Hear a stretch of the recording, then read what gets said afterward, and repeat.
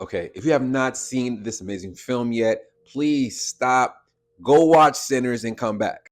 For those that don't know, Sinners came out in the last week. It's been one of the most popular movies. I think it's going to be one of the most popular films for the next 3 months.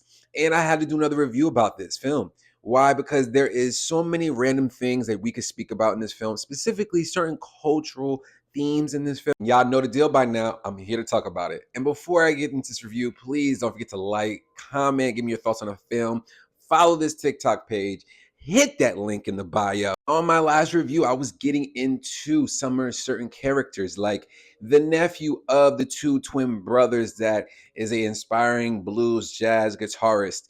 That is the character that honestly calls out the villain Remick in the movie. Like, it's his music. They use his music to kind of signal the vampire to kind of lure in and find them. Not only that, this scene right here is completely mind-boggling because it's a representation of what I spoke about last time, of the power that Remick is obsessed with.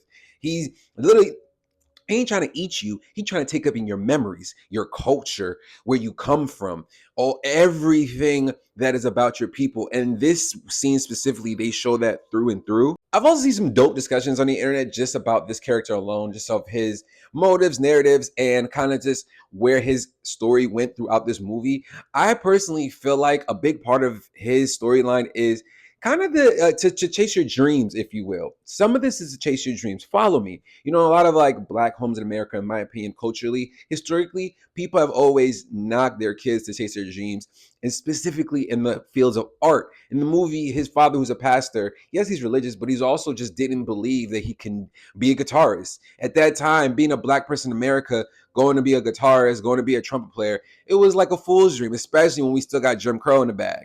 So in my opinion, the fact that, you know, he uses the guitar to kill Remick, he uses the guitar to save his life, and then boom, you see him now fast forward into the future being that blues player. I personally believe it was a big message to kind of chase what you want in life. Now some other people believe that he really sold his soul to be a star, and supposedly that is an old folklore tale of a famous blues player that sold his soul. Now, when it comes to just cultural hidden messages, you know, two characters to me that everyone's talked about that is so in your face in this movie is Grace Chow and Remick.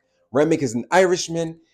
Grace Chow is an Asian, I guess, from China. I don't want to say China specifically, but her and her husband are Asian. In both cultures, historically, there is so much oppression through the Irish tales of, you know, coming from Ireland to America. There's so much oppression in the Asian community coming from Asia to America.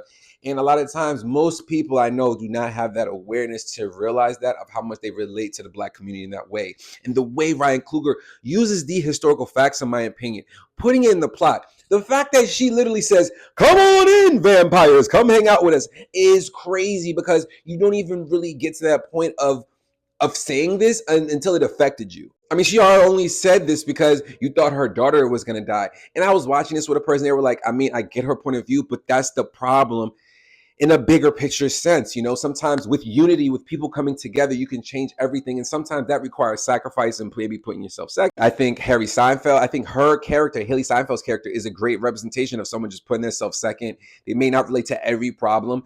She is definitely the best representation of someone from the history that is kind of passing, you're mixed. We know in the movie, they say her grandfather was African-American. I'm not gonna lie, I do wonder, did he sell his soul? Let me know your thoughts in the comments. If you feel like that was a big part of the story, I do believe so. If you saw that after credit scene when his reflection isn't even there. And also, please let me know your thoughts in the comments of some of your favorite cultural themes in this film.